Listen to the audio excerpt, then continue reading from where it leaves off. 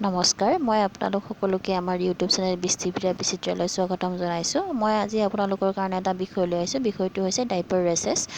Diaper races সাধাৰণতে হৈছে আমাৰ বেবীৰ ডাইপাৰ এৰিয়াত হোৱা স্কিনৰ এটা ইনফেকশ্যন, যিবিলাক মানে স্কিনত ৰঙা ৰঙা কিছুমান গুটি গুটিৰ সৃষ্টি হয়, ফুহাৰ সৃষ্টি হয়, ছালৰ ৰংবিলাক সলনি হৈ যায়, একদম ৰঙা হৈ যায়, খজুৱাই থাকে, খজুৱাই মানে বেবীৰ একদম অশান্তিপূৰ্ণ অৱস্থা হয়, মানে টোপনি মাৰিব নোৱাৰে, খাব নোৱাৰে, এইবিলাক বিভিন্ন ধৰণৰ সমস্যাৰ সৃষ্টি হয়। এইবিলাকৰ মুখ্য কাৰণ হৈছে মানে ডাইপাৰ পিন্ধাৰ পিছত হোৱা কিছুমান ইনফেকশ্যন, পেচাবৰ পৰা হ'ব পাৰে, লেট্ৰিনৰ পৰা হ'ব পাৰে, তেনেকুৱা বিভিন্ন ধৰণৰ, বা ডাইপাৰ ভিজা হ'লে, বেছিভাগ যদি ভিজা হৈ থাকে মানে তেতিয়াও এনেকুৱা ধৰণৰ সমস্যাৰ সৃষ্টি হয়। চ' আমি এইবিলাক সমস্যাৰ পৰা ৰেহাই পাবৰ কাৰণে সঘনাই ডাইপাৰ চেঞ্জ কৰিব লাগে। পাৰিলে আমি দিনত 2-3 ঘণ্টা বা তাতোকৈ বেছি সময় বেবীক উইদাউট ডাইপাৰ ৰাখিব লাগে।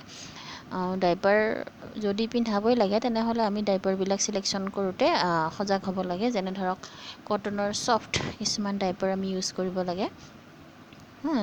ডাইপাৰবিলাক যাতে বেবীক কমফৰ্ট কৰি ৰাখিব পাৰে।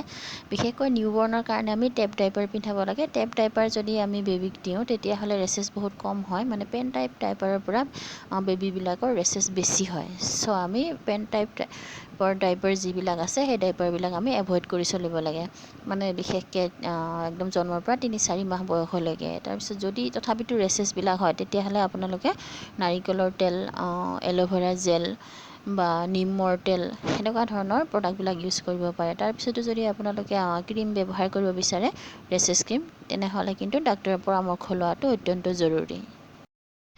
ডাইপাৰ ৰেচেছ ক্ৰীম ব্যৱহাৰ কৰাৰ আগতে আমি সদায় ডাক্তৰৰ লগত পৰামৰ্শ কৰাটো জৰুৰী, কাৰণ বেবীৰ স্কিন বহুত চেঞ্চিটিভ হয়। যি টি ক্ৰীম আমি নিজৰ ইচ্ছামতে ব্যৱহাৰ কৰাটো ভাল নহয়। গতিকে বেবীৰ কাৰণে যিকোনো সময়ত ক্ৰীম নিৰ্বাচন কৰাৰ আগতে আমাৰ বেবী ডক্তৰৰ লগত পৰামৰ্শ লোৱাটো মানে অত্যন্ত জৰুৰী।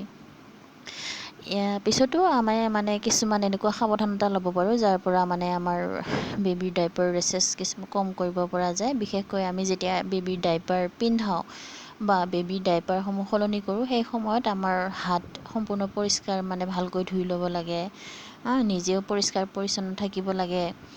এনেকুৱা ধৰণৰ কিছুমান নিয়ম মানি চলিলে মানে বেবীৰ এনেকুৱা ধৰণৰ ডাইপাৰ ৰেচেছৰ সমস্যাবিলাক সমাধান কৰিব পৰা যায়।